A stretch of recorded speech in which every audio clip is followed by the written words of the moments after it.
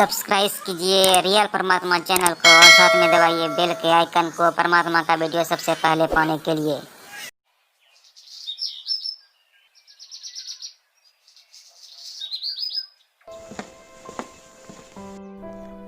अरे दीक्षा बेटा, तुम अभी तक तैयार नहीं हुई?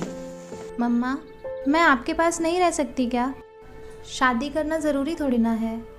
बेटा, लड़कियां तो पराया धन होती हैं, उन्हें तो दूसरे घर जाना ही होता है। अब मुझे भी तो तुम्हारे पापा शादी करके ही लाए थे ना। लेकिन मम्मा।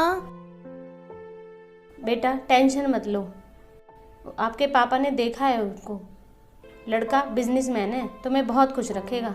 देखना, तुम्हारी शादी भी हम धूमधाम से करेंगे, तेरे चाचा जी की तरह नहीं जिन्होंने अपनी बेटी की शादी में कुछ भी नहीं दिया था। चलो अब उठो और जल्दी से तैयार हो जाओ, लड़के वाले आते ही होंगे। अरे मास्टर जी, बड़ी भाग्यशाली है आपकी बेटी, जो हमारे लड़के और फैमिली दोनों को पसंद आ गई। इससे पहले ना जाने कितनी लड़कियां देखी इसने, पर इसे कोई पसंद ही नहीं आई आज से पहले। बड़ी ही समझदार और संस्कारों वाली है हमारी बेटी। हमारा बेटा भी किसी मामले में कम नहीं है, लाखों में एक है हमारा लाल जी। ये तो और भी अच्छी बात है। वाह भाई वाह, दोनों ही बच्चे पढ़े लिखे और संस्कारी हैं। इससे बड़ी खुशी की बात और क्या होगी हमारे लिए। तो फिर देर किस बात की, कुंडलियां मिलवाकर शुभ मुहूर्त निकलवाइए। जी बिल्कुल। अच्छा तो मास्टर जी, बच्ची से पूछ के बता देना, चलते हैं।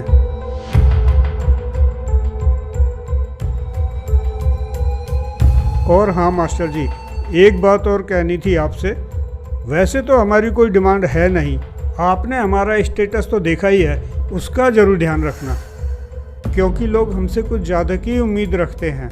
देखिए मास्टर जी, आपने जो निशा बेटी की शादी में दहेज दिया था उतना तो आप देंगे ही। बाकी मेहता जी, वो गाड़ी वाली बात एक बार अरुण बेटे से और पूछ लीजिए, उनको कौन सी गाड़ी पसंद है, लगे हाथ मास्टर जी को बता भी देंगे। अरे वो तो मास्टर जी देख ही लेंगे। बाकी मास्टर जी, लेने से पहले एक बार पूछ जरूर लेना। जी मेहता जी, जरूर।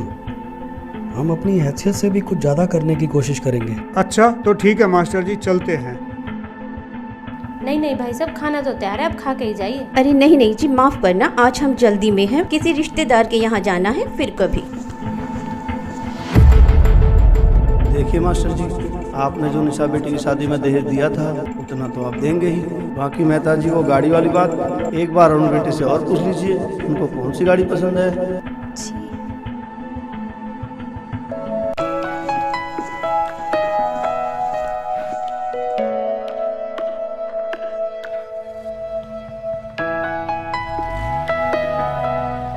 ठीक है तो मास्टर जी, चलता हूँ, इजाज़त दीजिए। अरे नहीं नहीं शर्मा जी, आप तो खाना खाकर ही जाना।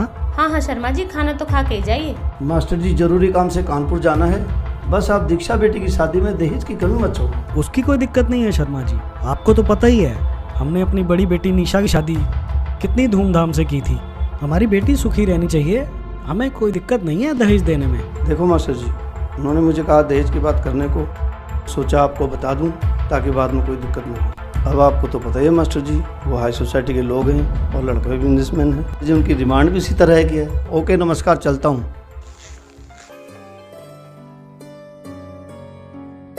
अरे बेटा, अब क्या हुआ तुम्हें?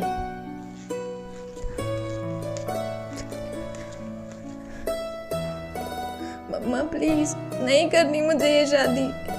अरे बेटा, तुम्हें तो खुश होना चाहिए, कितना अच्छा परिवार मिला है तुम्हें। जैसे निशा बेटी की शादी धूमधाम से हुई है, वैसे ही तुम्हारी शादी भी हाई सोसाइटी में होगी, तुम्हारी बहन निशा की तरह। हाँ मम्मा, ऐसी जगह शादी कर दो कि मैं भी रोज रोज मरने की सोचूं दीदी की तरह। दीक्षा बेटा, ये क्या बोल रहे हो आप? मरने की बात और निशा के मन में हो नहीं सकता। हाई सोसाइटी में शादी हुई है उसकी, बढ़िया घर बार है, भला वो क्यों सोचेगी ऐसा? बेटा सच सच बताओ, बात क्या है? हाँ हाँ दीक्षा, बोलो बेटा बोलो। पापा, जिन्हें आप हाई सोसाइटी के और अच्छे व्यक्ति मानते हो, वो एक नंबर के घटिया और लालची लोग हैं। मैं जब पिछले महीने निशा दीदी के घर गई थी तो मैंने देखा। अरे दीक्षा, दीक्षा तू? हाँ दीदी, मैं। और कैसे हो आप? मैं ठीक हूँ, तू कैसी है? बस बिल्कुल ठीक। अंदर आजा। पता है मम्मा तो मना कर रही थी कि अकेली कहाँ जाएगी, लेकिन मैं मानी ही नहीं। अरे रूपाली जी, हमारी बहू तो कैश, ज्वेलरी, फर्नीचर सब कुछ लेकर आई है। अच्छा, तब तो आपकी मौज हो गई होगी सुनीता जी। हाँ रूपाली जी, जब से हमारे घर बहू आई है हमारी तो मौज हो गई है। आप बताइए। अरे क्या बताएं सुनीता जी, हमारे घर तो ऐसी अभागन आई है कि अपने घर से तो कुछ लाई नहीं।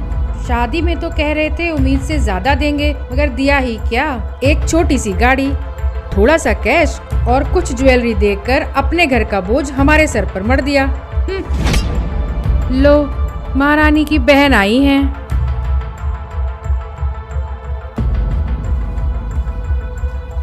नमस्ते मौसी जी। नमस्ते मौसा जी। नमस्ते बेटा, आओ बैठो। अरे मेरे कपड़े कहाँ हैं? जी वो तो अलमारी में रखे हैं।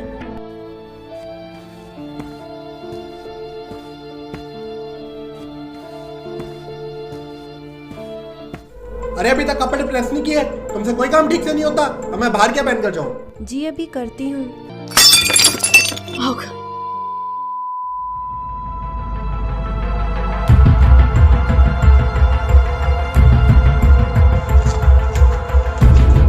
अरे देख कर नहीं चल सकती, करम जली, नुकसान कर दिया। ध्यान कहाँ रहता है तेरा? अरे इसके तो रोज के यही काम है। मेरी किस्मत ही खराब है जो ऐसी वाइफ मिली। नुकसान करने में सबसे आगे और काम करने में। हाँ।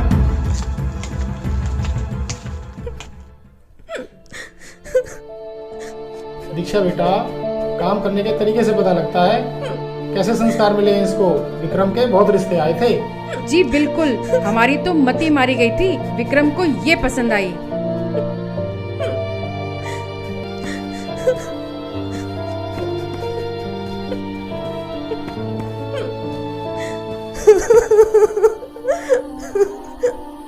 दीदी, क्या आप रोजाना इसी माहौल में रहते हो?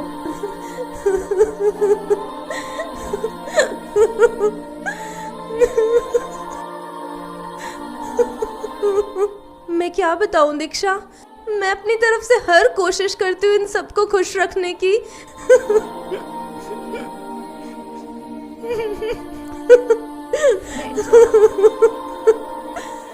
लेकिन इनके ऐसे व्यवहार से कभी कभी मन करता है कि सुसाइड कर लूं, बस ऐसे लोगों से छुटकारा मिल जाए।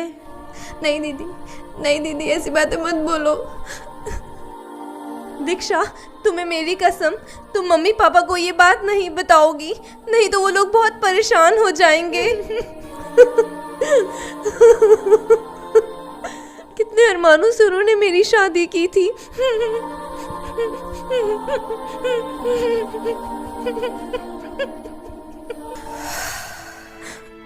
हाँ तो पापा जी, क्या ही नहीं कहते हाई सोसाइटी के एजुकेटेड लोग, जिनके अंदर इंसानियत नाम की चीज नहीं होती। छी, बाहर में जाए ऐसी सोसाइटी। बस दीक्षा, बस करो। अपने हिसाब से हमने रिश्ता अच्छा ही देखा था, और क्या नहीं किया हमने निशा की शादी में। लेकिन तो तुम क्या चाहती हो? तुम्हारे चाचा की तरह ऐसे समाज में तुम्हारी शादी कर दूं जो किसी रीति रिवाज को नहीं मानते? माफ करना पापा जी, लेकिन कौन से रीति रिवाजों को मानने की बात कर रहे हैं आप? इन रीति रिवाजों को मानने वाले लोगों ने ही तो दीदी जैसी लाखों लड़कियों को इतना प्रताड़ित कर रखा है कि वो आत्महत्या करने पर मजबूर हो जाती हैं। और रही बात मीनाक्षी दीदी की, तो मैं आपको उनकी सच्चाई बताती हूँ कि चाचा जी ने किस सोसाइटी में शादी की है अपनी बेटी की।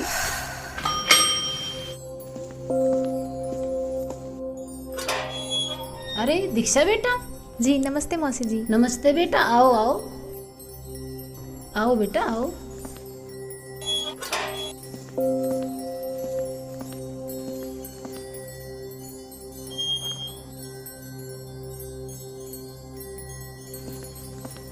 अरे मीनाक्षी, देखो तो जरा कौन आया है। बेटा बैठो।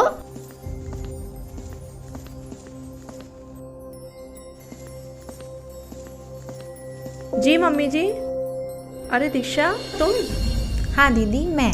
और कैसे हो आप? मैं बिल्कुल ठीक हूँ, तू अपनी सुना? एकदम फर्स्ट क्लास। और घर पर सब कैसे हैं? ताऊ जी, ताई जी? सब एकदम ठीक है। आ जाओ बैठो। तूने तो मुझे सरप्राइज ही कर दिया बगैर बताए आकर। अरे मम्मी जी आप बैठिए, आप बैठो, आ जाओ।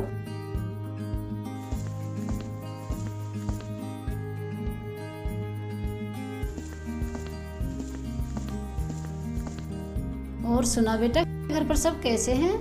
जी सब बढ़िया। आप बताओ आप कैसे हो? बस बेटा परमात्मा ने मौज कर रखी है। मीनाक्षी देखना बेटा गेट पर कौन है। जी मम्मी जी देखती हूँ।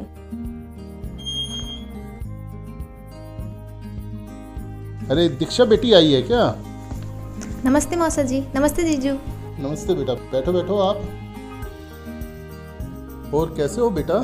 जी बिल्कुल ठीक। और दीक्षा क्या कुछ चल रहा है आजकल? कुछ नहीं जीजू, IAS की तैयारी कर रही हूँ। ये तो बहुत ही अच्छी बात है।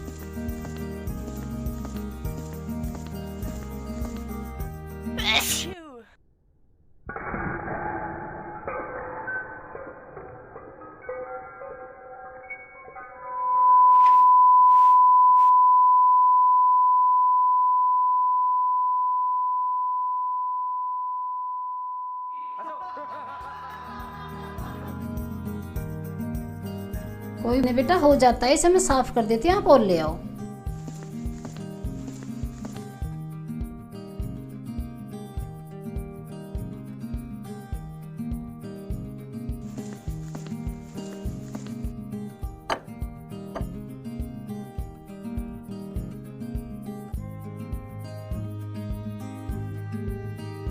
और दीक्षा बेटा पापा ठीक है? जी मौसा जी। मीनाक्षी बेटा दीक्षा बेटा को अपने कमरे में ले जाओ, दूर से आई है, थक गई होगी, आराम कर लेगी। जी पापा जी। चलो दीक्षा।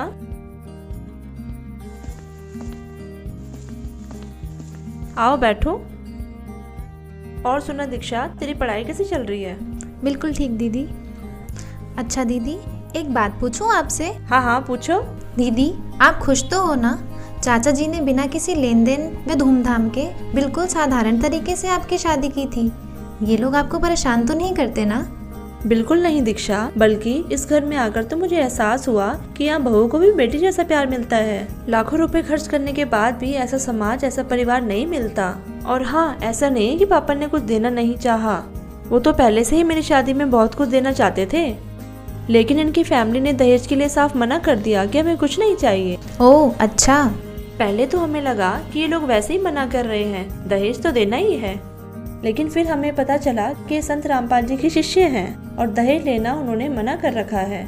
फिर उन्होंने हमें एक बुक दी, जीने की राह, और कहा कि हम अपने संत रामपाल जी के नियमों को नहीं तोड़ सकते।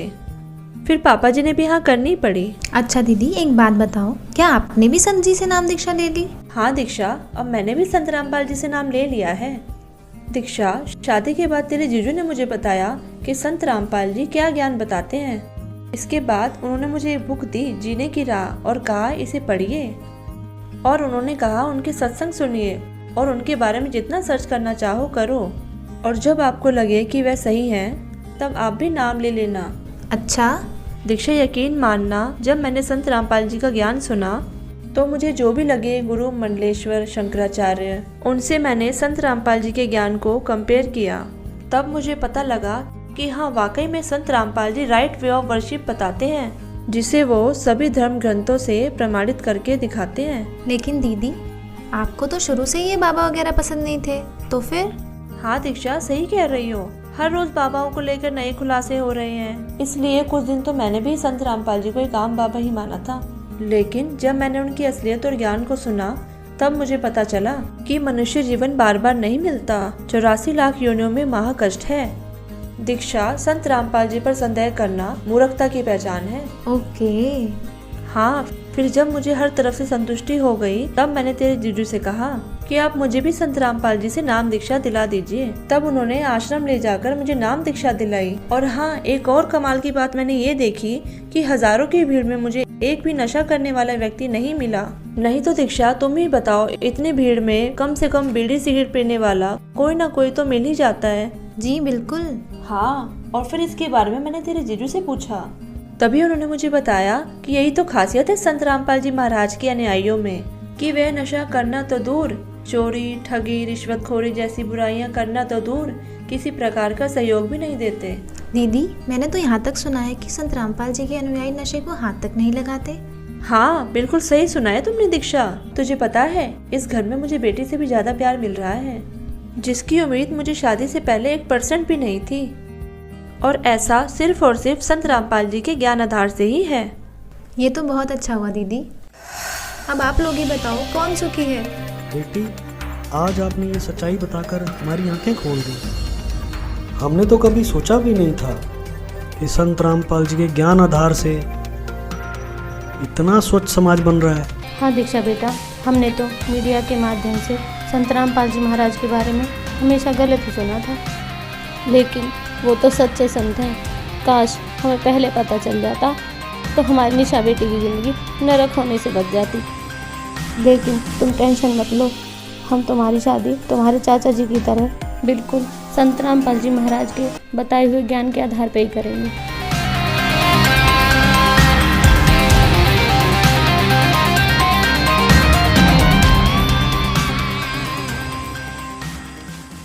तो परमात्मा की शरण में आने के बाद वही विवाह आज आप देख रहे हो, उस परमेश्वर की कृपा से परमात्मा ने हमारा ज्ञान हटा दिया। यहाँ पर बच्चों का विवाह करा दिया जाता है और 5-7 भगत उनके रिश्तेदार आते हैं, घर वाले, और यहाँ आश्रम में उनका 10 रुपये खर्च नहीं होता। सिंपल रोटी जो रोज हम बनाते हैं वही खाएंगे। ये ड्रामाबाजी हमने नहीं करनी। बच्चों का संयोग परमात्मा जोड़ता है। हमारे इस नाटकबाजी से विवाह नहीं होता। विवाह तो मालिक ने कर रखा होता है। और वचन से बच्चे एक दूसरे से जोड़े जाते हैं। जो लाखों रुपए में विवाह हुआ करता था, यहाँ वो फ्री ऑफ कॉस्ट हो रहा है। तो संस्कार चेंज कर दिए परमात्मा ने, वो हमारा लेन देन खत्म कर दिया और एक न्यारी उमंग होती है ऐसे सिंपल ब्याह करने में। तो पुण्यात्माओं, जिनके संतान नहीं है और ये भक्ति मार्ग जिनको मिल गया, उनको विश्वास भगवान पर हो गया कि जो मालिक कहता वो सही है, उनका कल्याण तो होया पड़ा है। और दूसरे जिनकी दृढ़ विश्वास मालिक पर हो गया, संतान भी है, बच्चा ने भी लाओ लाइन पर, कल्याण उनका भी गारंटेड है। इसलिए इस काल की व्यवस्था से अपने विचारों को ऊंचा उठाओ, परमात्मा पर विश्वास रखो। जो वो करते हैं वो सही करते हैं। मानुष जन्म पाए कर नहीं रटे हरि नाम, जैसे कुआ जल बिना फिर बनवाया क्या काम।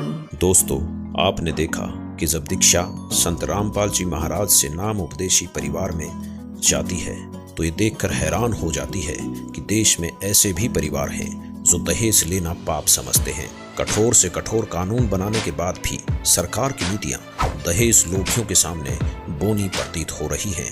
लाखों परिवारों को इस दहेज रूपी राक्षस ने बर्बाद कर दिया। संत रामपाल जी महाराज के आध्यात्मिक ज्ञान से दहेज जैसी बुराई ही नहीं बल्कि अन्य बुराइयों का भी अंत होता जा रहा है। दोस्तों, संत रामपाल जी महाराज के भक्ति नियमों पर चलते हुए इनके शिष्यों ने एक मिसाल कायम की है कि न तो दहेज लेंगे और न ही दहेज देंगे। संत रामपाल जी के इस नियम पर चलते हुए एक खुशहाल और सभ्य समाज तैयार हो रहा है।